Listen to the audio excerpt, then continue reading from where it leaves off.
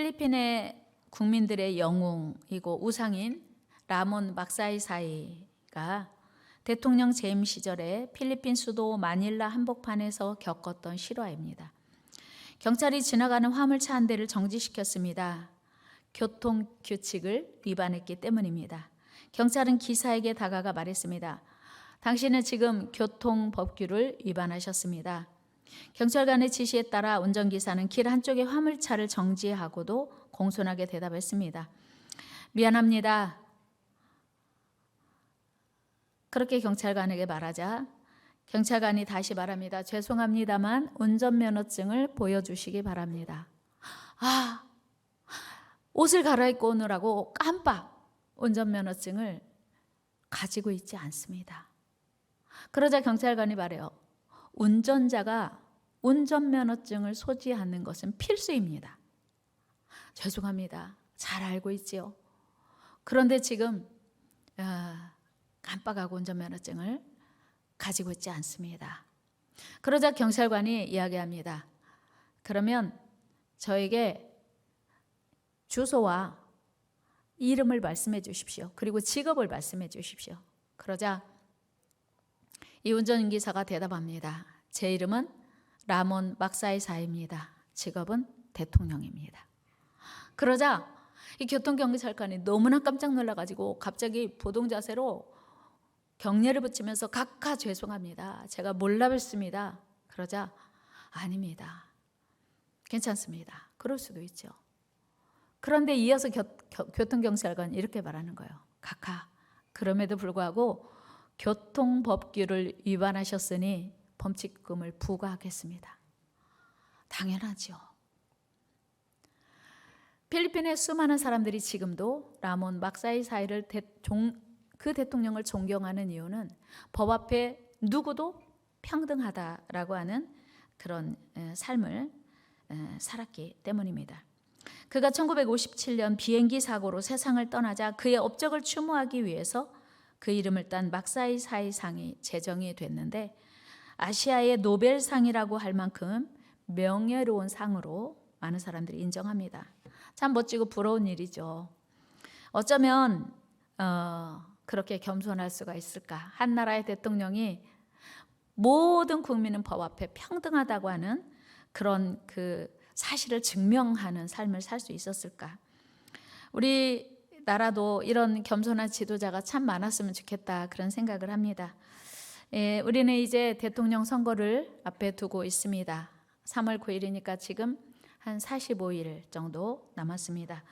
우리 국민 모두의 소망이 무엇일까요? 그것은 당연히 이런 멋진 대통령을 세우는 일입니다.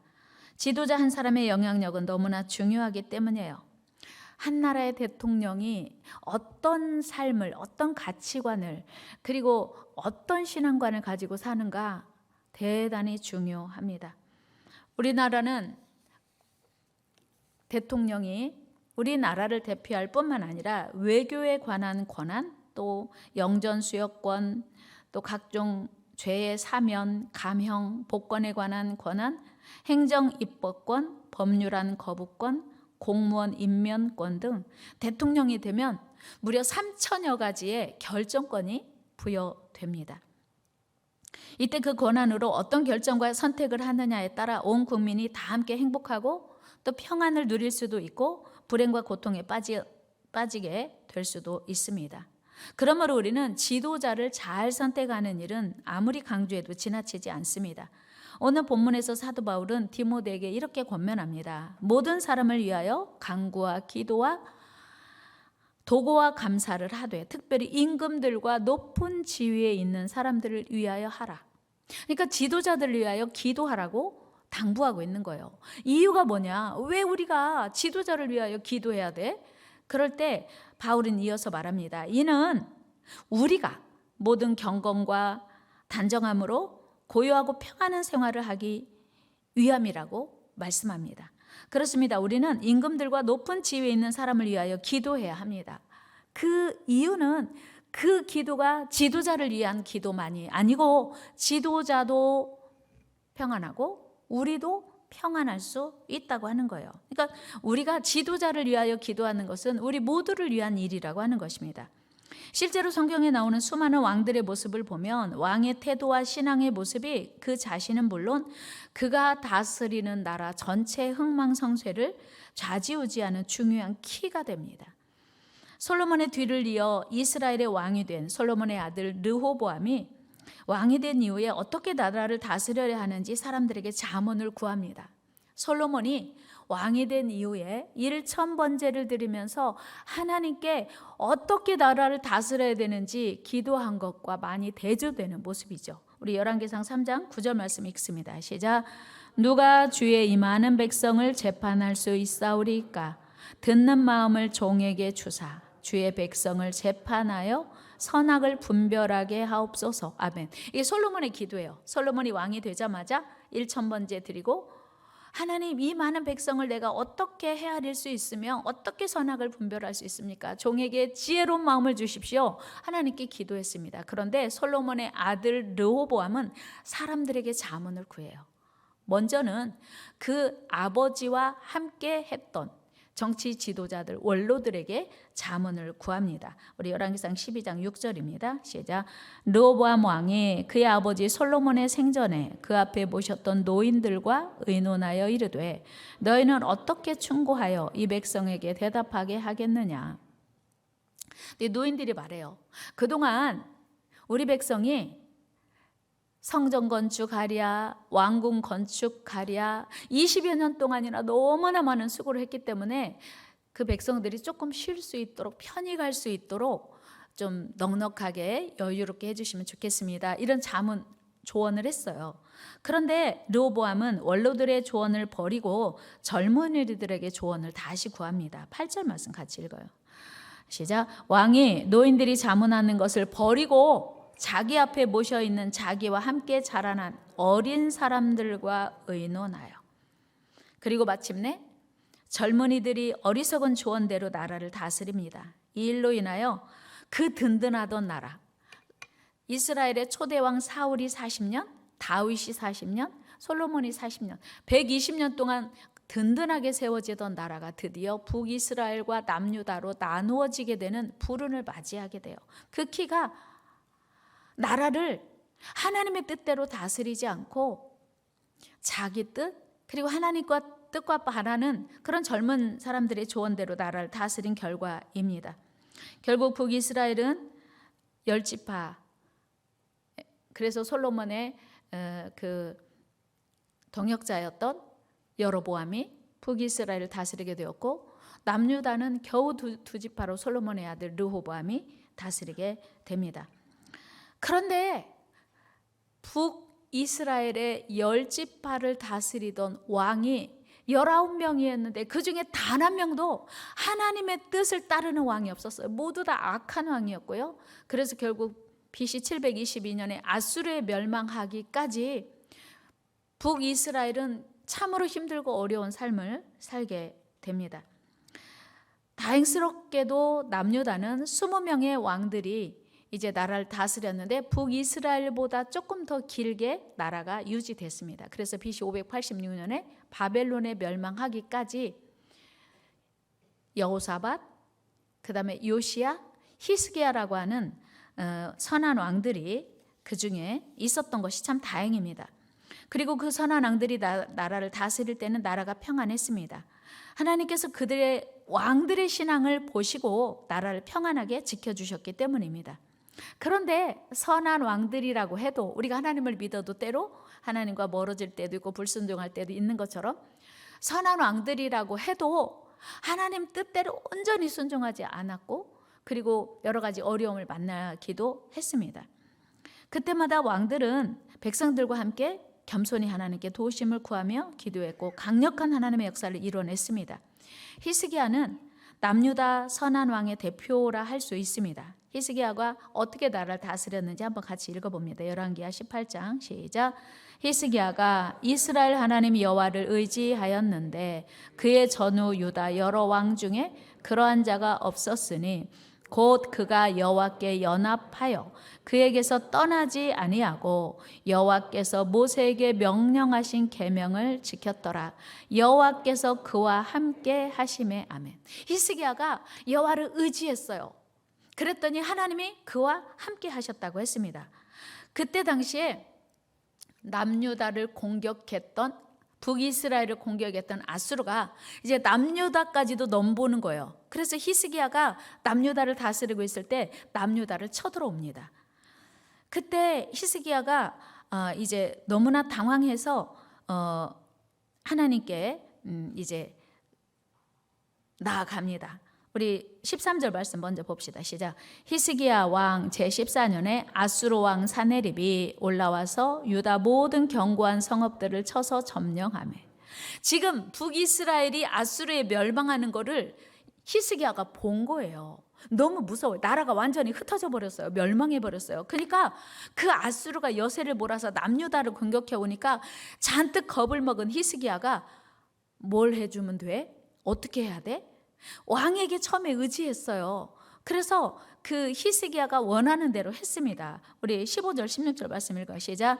이에 히스기야가 이에 여호와의 성전과 왕궁 곳간에 있는 은을 다 주었고, 또 그때 유다 왕 히스기야가 여호와의 성전 문의 금과 자기가 모든 기둥에 입힌 금을 벗겨 모두 아수르 왕에게 주었더라. 아멘. 여러분, 나라와 나라가 전쟁하는 이유가 뭐예요?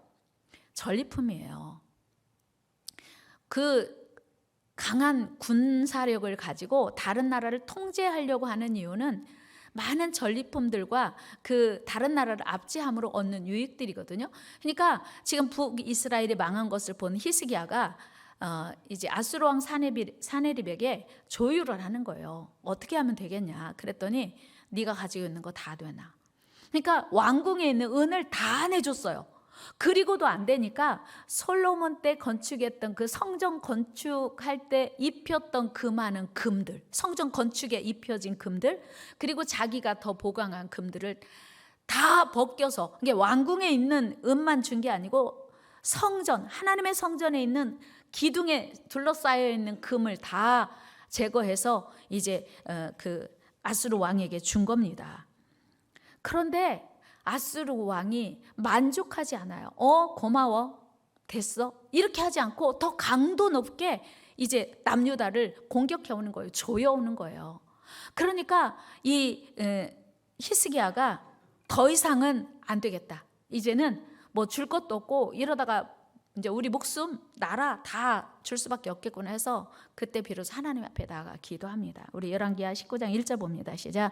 히스기야 왕이 듣고 그 옷을 찢고 굵은 배를 두르고 여호와의 전에 들어가서, 자기가 할 수 있는 거 다 했는데 아수르가 만족하지 않는 거예요. 더 강한 요구를 해오니까 할 수 없이 자기 옷을 찢고 하나님 앞에 나아가서 기도해요. 그런데 아수르 왕이 더 위협적인 편지를 보내왔습니다. 그래서 이제 그 편지를 하나님의 성전에 가지고 가서 펴놓고 하나님께 눈물로 간구하는 히스기야를 보게 됩니다. 우리 14절 같이 읽어요. 시작. 히스기야가 사자의 손에서 편지를 받아보고 여호와의 성전에 올라가서 히스기야가 그 편지를 여호와 앞에 펴놓고, 편지를 하나님 앞에 펴놓고 이렇게 기도해요. 하나님, 눈을 열어서 이 편지 보세요. 저 원수가 우리를 얼마나 압제하는지, 힘들게 하는지 하나님 보세요. 하나님, 귀를 열어서 저들의 위협적인 소리를 들으세요. 이런 기도합니다. 16절 읽어요. 시작. 여호와여, 귀를 기울여 들으소서. 여호와여, 눈을 떠서 보시옵소서. 사네립이 살아계신 하나님을 비방하러 보낸 말을 들으시옵소서. 북이스라엘이 멸망한 것을 목도했음에도 불구하고 히스기야는 하나님만 우리의 답이라고 하는 것을 확인하고, 죽으면 죽었지 더 이상 아수르 왕에게 조공을 바치거나 아수르 왕에게 타협하는 건 할 수 없다고 하나님께 도움을 구합니다. 여러분, 결과 어떻게 되었을까요? 여러분 많이 들어서 아시는 것처럼 그렇게 기도하고 잤어요. 아침에 일어나 봤더니 아수르 군대 18만 5천 명이 다 죽어 있어요. 다 성장이 되어 있었대요. 어떻게 해요? 하나님의 사자가 그 밤에 아수르 군대를 다 해치운 거예요. 우리 35절 말씀 읽겠습니다. 시작. 이 밤에 여호와의 사자가 나와서 아수르 진영에서 군사 18만 5천 명을 친지라 아침에 일찍이 일어나 보니 다 송장이 되었더라. 여러분, 히스기야가요, 이스라엘을 멸망시켰던 아수르 군대를 대항하기 위해서 군비를 강화하고 무기를 구축하고 그리고 전열을 갖추고 뭐 이렇게 한 게 아니고 하나님 앞에 나가서 기도했어요. 그리고 아수르 왕이 더 쪼여오면 쪼여올수록 더 강력하게 눈물로 기도했습니다. 그랬더니 하나님이 밤새 싸워주셔갖고 아침에 일어나 봤더니 그들이 다 죽었어요. 여러분, 지도자가 하나님 앞에 기도해야 되는 이유, 지도자가 하나님을 의지해야 되는 이유입니다. 왜요? 전쟁은 우리에게 속한 게 아니고 전쟁은 하나님께 속했기 때문이에요. 그래서 싸우지도 않고 남유다는 승리를 이루게 되었어요. 여러분, 이런 은혜가 여러분의 일생에 계속되기를 주의 이름으로 축복합니다. 손대지 않고 코 풀었다 뭐 그런 얘기 있잖아요. 그런데 지도자를, 하나님을 사랑하고 섬기는 지도자를 모신 남유다 군사들은 단 한 명도 싸워보지도 않고 총 맞은 것도 아니고 칼로 배임당한 것도 아니고 아무도 피해보지 않고 두려움으로 나가 싸우려면 두렵잖아요. 그 죽음의 위협 마음에 부담도 없이 아침에 일어나 봤더니 다 하나님 해결하신 거예요. 그런데 반대로 교만한 지도자 때문에 아수르 군대 18만 5천 명은 아수르 왕 사네립 때문에 죄 없이 밤새 하나님의 군대에 의해서 죽은 거예요. 그러니까 지도자를 누구로 모시고 사느냐에 따라서 인생이 달라지는 거예요. 운명이 달라지는 거예요. 그런가 하면 남유다 여호사밧 왕 역시 모압과 암몬 연합군의 공격을 받습니다. 역대하 20장 1절 말씀 읽어요. 시작. 그 후에 모압 자손과 암몬 자손들이 40 사람들과 함께 와서 여호사밧을 치고자 한지라. 모압과 암몬 연합군이 이제 남유다를 치러 왔네요. 이때 여호사밧이 해야 될 일이 뭘까요? 큰일 났네. 우리도 누구와 연합해서 같이 대항할까? 이 생각해야 되잖아요. 여호사밧은 하나님께 기도하러 나갑니다. 부르짖어 기도했어요. 그리고 여호사밧이 혼자 기도한 게 아니고 온 백성으로 더불어 금식하며 기도했대요. 여러분, 모압과 암몬 연합군이 왔어요. 그럼 니들 밥 많이 먹어? 밥을 많이 먹어야 힘이 나서 잘 싸울 수 있어. 밥 많이 먹어. 근데 거꾸로 다 금식해. 그리고 하나님께 기도하자. 우리 말씀 한번 같이 읽어봐요. 3절 4절 시작. 여호사밧이 두려워하여 여호와께로 낯을 향하여 간구하고 온 유다 백성에게 금식하라 공포하며 유다 사람이 여호와께 도우심을 구하려 하여 유다 모든 성읍에서 모여와서 여호와께 간구하더라. 너무 두려운 거예요. 너무 두려운데 여호사밧이 하나님께 기도했어요. 여러분, 두려울 때는 기도하시기 바랍니다. 무서울 때는 기도하시기 바랍니다. 미래가 보이지 않을 때 하나님께 기도하면 하나님 일하실 줄로 믿습니다. 그리고 그들이 하나님께 간절히 기도하면서 부르짖었던 기도 내용이 뭐냐면 주밖에 우리를 도와줄 리가 없습니다. 이 전쟁은요, 모압과 암몬 연합군의 전쟁에 맞서 싸울 힘도 없고 능력도 우리에겐 없습니다. 여호와만 바라봅니다. 여호와만 우리의 힘입니다. 고백이에요. 12절 말씀 읽어요. 시작. 우리 하나님이여 그들을 징벌하지 아니하시나이까. 우리를 치러오는 이 큰 무리를 우리가 대적할 능력도 없고 어떻게 할 줄도 알지 못하옵고 오직 주만 바라보나이다. 어떻게 됐을까요? 하나님만 바라봅니다. 기도했을 뿐만 아니라 여호사밧 왕이요, 성가대를 조직했어요. 그리고 성가대에게 모두 다 예복을 입혀요. 요즘으로 말하면 성가대 가운을 멋지게 입혀서 군대보다 앞서서 성가대를 먼저 내보내요. 여러분,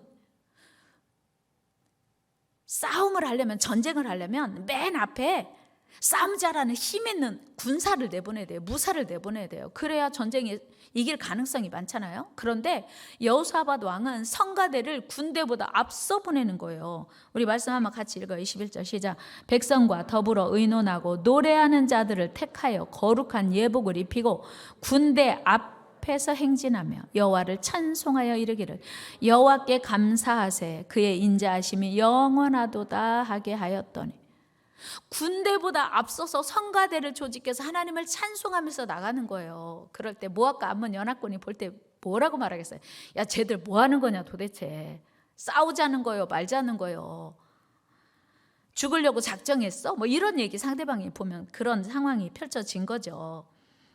여러분, 전쟁 중에 성가대를 조직해서 예복을 입히고 군대보다 앞서 나가며 하나님을 찬양하는 일은 정상적인 일이 아니에요. 그런데 우리 하나님께서 친히 그 찬송이 시작될 때 원수 군대를 멸하신 거예요. 말씀 읽어볼까요? 22절 시작. 그 노래와 찬송이 시작될 때 여호와께서 복병을 두어 유다를 치러 온 암몬 자손과 모압과 세일산 주민들을 치게 하심으로 그들이 패하였으니. 아멘. 이게 우리가 코로나 상황에서도 예배해야 되고 기도해야 되고 하나님을 의지하고 하나님을 바라보아야 될 줄로 믿습니다. 지금 모압과 암몬 연합군이 남유다를 공격해 오는데 성가대를 조직해서 하나님을 찬양하고 하나님을 의지했더니 정상이 아니에요. 여러분, 중요한 건요, 그 일이 옳으냐 그르냐가 중요한 게 아니에요. 우리가 어떤 일을 할 때 그 일이 맞아? 이 일이 옳은 일이야? 중요한 게 아니고 이 일이 하나님이 기뻐하시는 일인가, 하나님이 기뻐하시지 않는 일인가, 이게 훨씬 더 중요해요. 우리는 매 순간 선택할 때 하나님이 기준이 되어야 할 줄로 믿습니다. 하나님을 기쁘시게 하는 자에게 하나님이 승리를 주시기 때문이에요. 그래서 찬송이 시작될 즈음에 여호와의 사자가 그 군대들을 다 알아서 해결을 해주셨어요. 뿐만 아니고 그 이후에도 계속적으로 여호사밧의 삶을 평안하게 해주셨다고 성경은 증언하고 있습니다. 30절 읽어요. 시작. 여호사밧의 나라가 태평하였으니 이는 그의 하나님이 사방에서 그들에게 평강을 주셨음이더라. 아멘. 누가?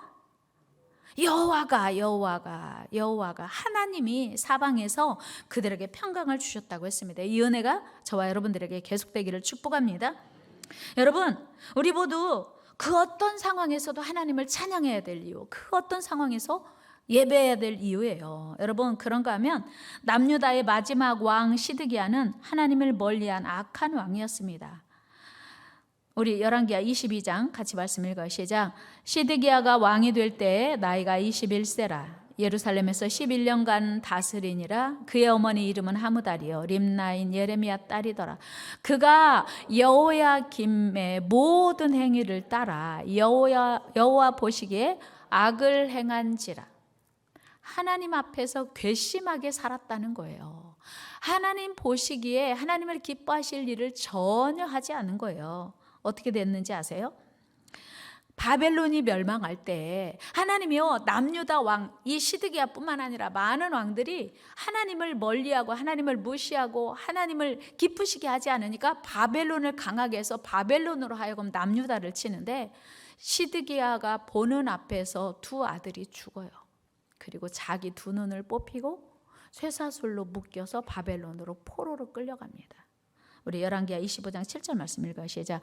그들이 시드기야의 아들들을 그의 눈앞에서 죽이고 시드기야의 두 눈을 빼고 놋사슬로 그를 결박하여 바벨론으로 끌고 갔더라. 아멘. 하나님 앞에 불순종하고 살면 안 되는 이유, 하나님 앞에 괘씸죄에 걸리면 안 되는 이유예요. 아버지가 보는 앞에서 왕인데, 남유다 왕인데 바벨론이 공격해 오면서 왕자들을 왕이 보는 앞에서 죽이고, 얼마나 치욕스러운 일이에요. 얼마나 고통스러운 일이에요. 아버지가 보는 앞에서 두 아들을 죽이고 본인 두 눈에 뽑힘당하고 놋쇠사슬로 결박해서 바벨론으로 포로로 끌려갑니다. 남유다의 왕이 얼마나 불명예스러워, 얼마나 자존심 상하는 일이에요. 여러분, 하나님을 잘 믿어야 되는 이유예요. 하나님 앞에 절대로 괘씸죄에 걸리면 안 되는 이유입니다. 하나님을 사랑하며 섬겨야 될 이유예요. 그 어떤 핑계도 안 통하는 이유예요. 하나님을 섬기는 일에 있어서는 절대로 그 어떤 핑계도 통하면 안 됩니다. 안 통해요. 하나님을 사랑하는 저와 여러분 되기를 축복합니다. 하나님을 더 잘 섬기는 은혜가 있기를 축복합니다. 한 나라의 지도자, 한 사람의 태도와 신앙이 이렇게 중요합니다. 여러분, 북이스라엘의 19의 왕이 다 악하지만 아합이 악명 높게, 하나님 앞에 불순종하기로 악명 높은 아합이 북이스라엘의 왕이었을 때 3년 6개월 동안 비도 내리지 않고 이슬도 내리지 않는 재앙이 임했어요. 지도자 한 사람이 그렇게 중요합니다. 우리 하나님께서는 나라를 지도자 한 사람의 신앙, 지도자 한 사람의 그 삶의 태도에 따라서 나라를 세우시기도 하고 위기에서 건져주시기도 합니다. 그리고 멸망시키기도 합니다. 그러므로 우리는 새롭게 세워질 대통령을 위해서 하나님께 기도해야 됩니다. 더 간절히 기도하는 저와 여러분 되기를 축복합니다. 그런데 최근 대통령 후보 캠프에 무속인들이 영입되었다는 소식을 여러분 듣지 않으셨습니까? 무속인들이 대통령 캠프에, 대선 캠프에 지금 무속인들이 영입되어서 영향력을 행사하는 거예요. 여러분, 우리가 이후에 생각할 것은 만약에 그 사람들이 대통령이 되잖아요. 그러면 무속인들이 청와대에 들어갑니다. 그러면 제2의 국정농단 사태가 빚어지는 거예요. 부인할 수 없어요. 우리는 정신 똑바로 차리고 우리에게 주어진 한 표 잘 행사해야 돼요. 절대로 청와대에서 무속인이 대통령보다 더 위에 있는 사람이에요. 이제 그 사람들이 들어가면 대통령에게 온갖 조언을 다 합니다. 당연히 대통령은 그들에게 조언을 구할 거고요. 여러분, 하나님은 우상 숭배를 가장 싫어하세요. 여러분들이 한 표를 그 사람이 되면 어떻고 저 사람은 되면 어때 이렇게 생각하시고 기권하시면 안 됩니다. 여러분들의 한 표는 정말 하나님이 기뻐하시는 곳에 표현되어야 할 줄로 믿습니다. 여러분, 지금이 어느 때입니까? 어떻게 감히 대한민국 대통령 선거 캠프에 무속인들이 영향력을 행사할 수 있단 말입니까? 하나님이 얼마나 진노하시겠습니까? 만일 그들이 대통령이 되면 우리나라 미래는요, 불 보듯 뻔한 거예요. 지도자의 신앙은 우리나라의 미래에 대단한 영향을 끼치기 때문이에요. 영적인 일이에요. 그래서 지도자를 세우는 일은 영적인 일이에요. 같이 해봅시다. 우리가 투표하는 것은, 투표를 잘하는 것은 영적인 일이다. 그렇습니다. 투표요, 같이 하고 시시한 일이 아니라 영적인 일이에요. 여러분들이 하나님의 뜻을 반영한 투표할 수 있기를 축복합니다.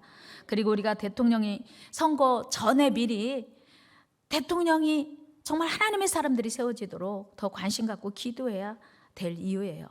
로마서 13장 1절에서 사도 바울은 이렇게 말하고 있어요. 같이 읽어요.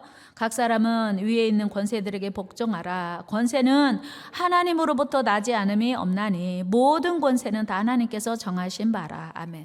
하나님께서 정하시는데, 하나님 때로는요 바벨론을 강하게 하시고 아수르를 강하게 하시는 게 뭐예요? 하나님의 사람들이 자기 직무를 유기하고 하나님의 사람들이 믿음을 약화시킬 때 하나님이 일부러 이방을 더 강하게 해요.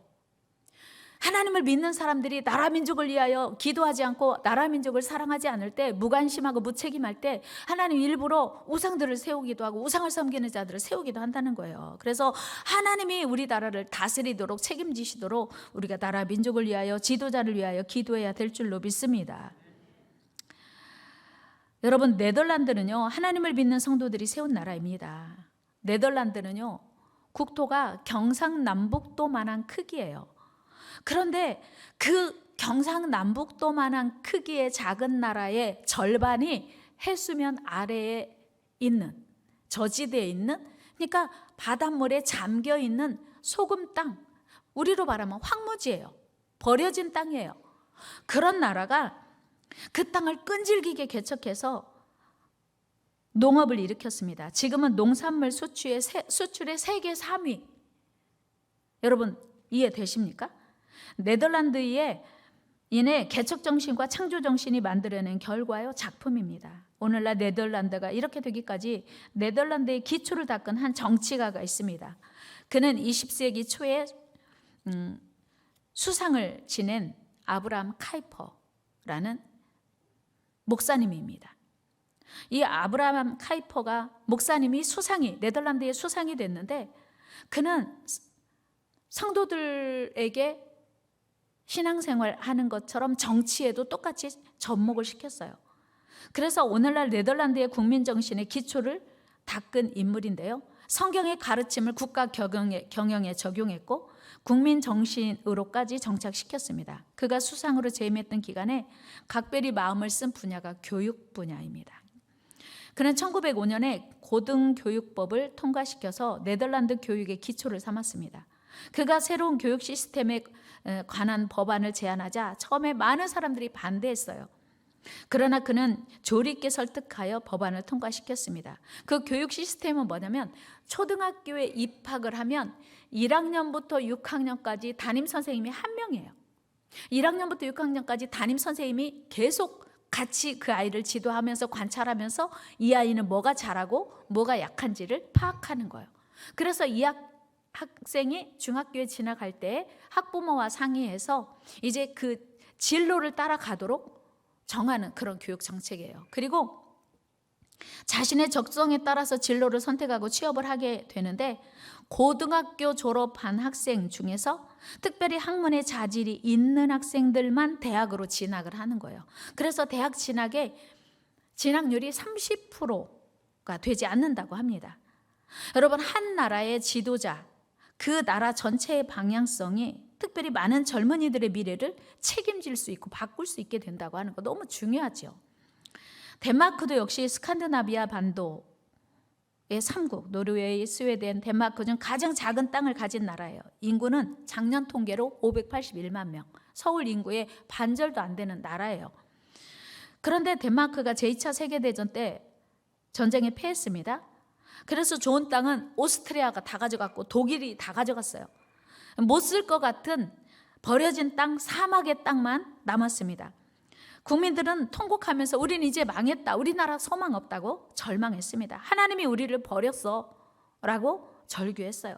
그런데 그 가능성 없는 환경에 낙심하고 술과 도박에 빠져 자포자기하며 지내는 많은 사람들에게 그룬투비 목사님이 설득하기 시작했어요.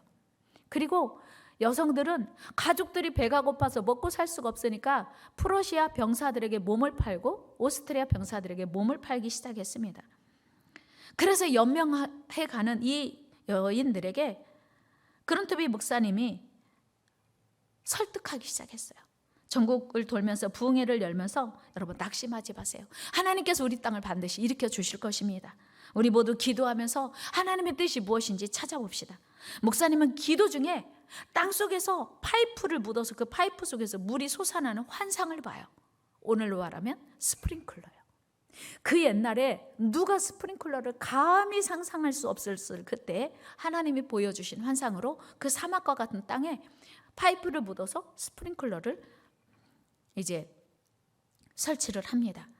이제 처음에는 반신반의했던 그 국민들이 그룬투비 목사님이 계속해서 설득하고 앞장서서 시행하고 하자 이제 점점 목사님을 따르기 시작했습니다.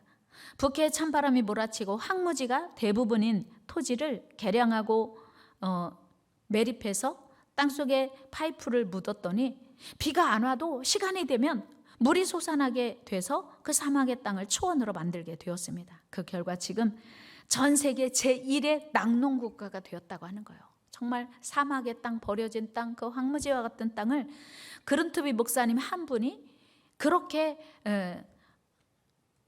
세계 제1의 낙농국가로 세우게 된 계기가 되었습니다. 여러분, 개인도 가정도 국가도 지도자 한 사람이 그렇게 중요해요.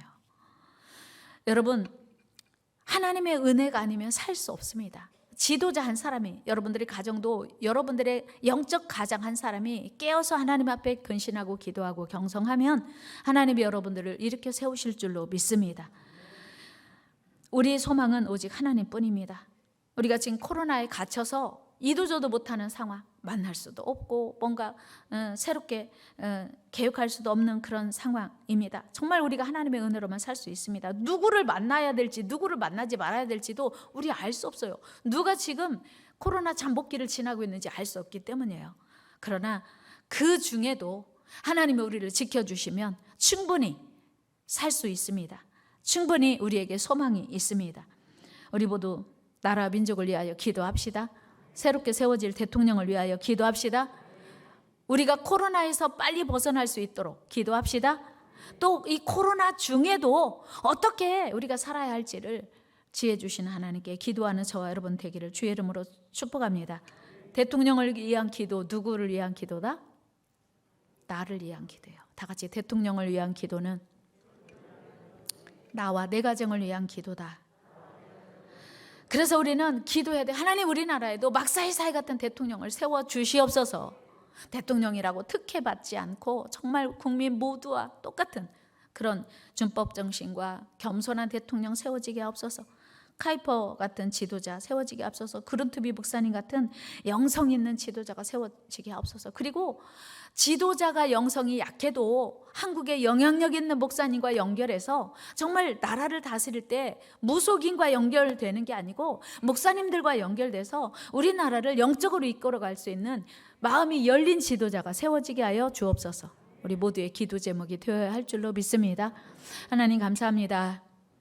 대통령 선거를 앞두고 있습니다. 하나님 우리에게 지혜를 주셔서, 하나님 우리를 불쌍히 여겨주셔서 우리 나라 민족을 살려주시옵소서. 우리가 사는 길은 하나님의 도우심을 구하는 길밖에 없습니다.